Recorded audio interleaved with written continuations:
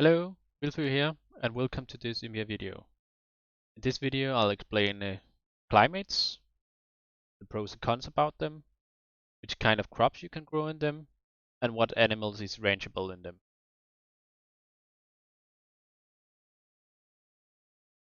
Continental. Continental is usually known for being the average tile, or well, the starter tile, because it's pretty fertile. Um, Plus, there's a lot of flint, which you can use for tools early on. In Continental, you can grow wheat, apples, and carrots. You can also grow grapes and cotton. Cotton is used for making clothing, and grapes is used for making wine. In continental, you can range cows, llamas, chickens, deers, horses, and I would recommend ranching cows for meat and leather, and llamas for wool. Oceanic. Oceanic is known for its fertility, very fertile land. As we press up here on fertility, you can see a lot of green stuff. There is 4 fertility, 3, a bit of 2, but mostly 3. There's usually very little amount of flint. As you can see, this is the amount of flint we have here, and a bit here as well. In Oceanic, you can grow carrots, apples, and wheat. The rangeable animals in Oceanic is cows, horses, rabbits, and sheep. I would recommend having cows and sheep. Cows for meat and leather, and sheep for wool. Mediterranean. Mediterranean is usually known for its less fertile land. It got a lot of poor ground.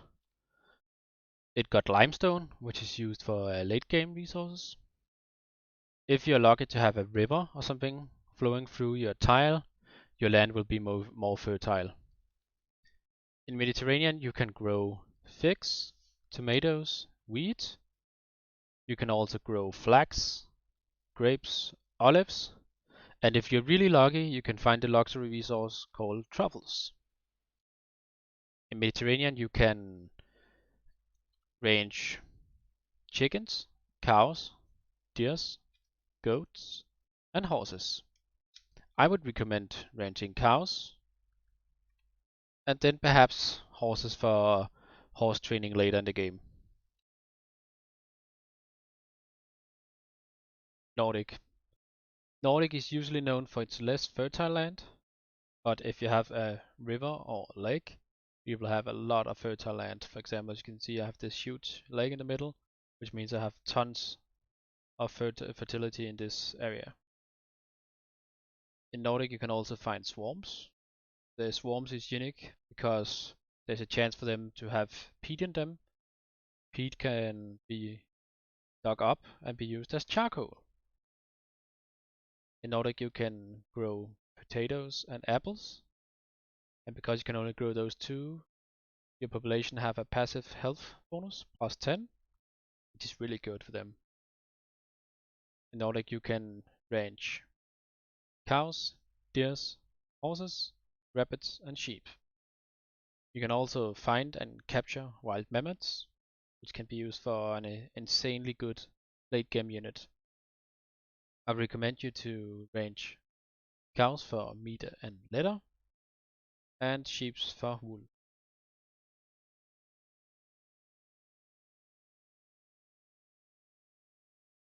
Arid. Arid is usually known for being not very fertile. You press here on fertility. There's some fertility 3, then a lot of fertility 2, fertility 1. But if you're lucky and have a lake, you can have all the way up to fertility 6. In Arid you can grow lettuce, chickpeas, and wheat. But you can also find barley, which is used for rum, I think. You can also find flax, which is used for making clothing. And you can find papyrus, which is used for paper late game. Papyrus can only be grown in deserts, though. In Arid you can range the following animals: buffaloes, camels, chickens, goats, and ostrich. You can also find elephants here, but they cannot be ranged. I'd recommend having buffaloes for meat and leather, and camels perhaps for mounts later in the game. Arid with a river. As you can see here, we're now on Arid with the river, and the land is very fertile. First up here on fertility, all this light green is fertility 6, which means the output of the farms there, or animals, is really high. Deserts. Deserts like Arid is known for pretty much no fertility. You can see here there's a lot of poor ground. But if you have a river, we can have all the way up to fertility 6. You can see here, a lot of fertility 6. There's usually not that much wood in deserts, but in deserts you can plant dates and lettuce. You can also find barley, flax, and papyrus, which can be grown there naturally. Barley is used for beer, and flax is used for making clothes. The animals you can range in deserts is camels and ostrich. You can also find elephants in deserts, which can be used here as an endgame unit, which is amazing. I'd basically range camels in deserts. Tropical. Tropical is considered one of the harder spawning points, and that's because your porcos have less health. There's a terrain effect with -10 health, because yeah, it's hard to survive in the jungle. There's a lot of diseases and so on.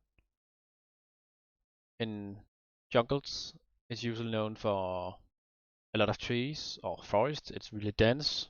I mean, it's the jungle.